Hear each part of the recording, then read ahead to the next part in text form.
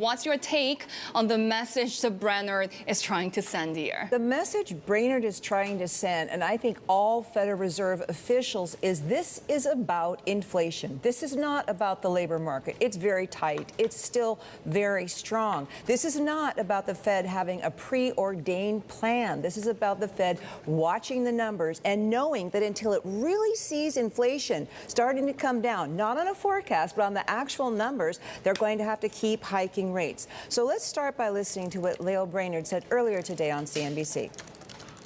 Right now, it's very hard to see the case for a pause. We've still got a lot of work to do to get inflation down to our 2% target. Later in the day, Loretta Mester, president of the Cleveland Fed, was giving prepared remarks, answering questions as well. And she spelled out very clearly something that Lael Brainard had also touched on in her remarks. Let's listen to Loretta now. If by September, the September FOMC meeting, the monthly readings on inflation provide compelling evidence that inflation is moving down, then the pace of rate increases could slow. But if inflation has failed to moderate, then a faster pace of rate increases could be necessary. Could she be any clearer? And let's remember, Raphael Bostic, president of the Atlanta Fed, very specifically said in May that the Fed could pause in September if inflation's coming down. He expects it to end the year on the Fed's key gauge at 4% year over year. But he, too, has said if inflation keeps rising, then rates have to keep rising, too, Heidi. What kind of signals are we looking for out of the jobs report then, and does that kind of move the dial at all?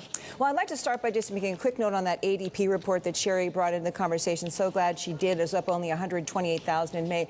It's a very unreliable predictor of jobs. I don't know a single economist who bases their forecast on that any longer. What it shows, it would suggest, is some slowdown. But cooling off in the labor market may not be enough. What I'm showing you now is payrolls are supposed to rise 320,000 plus.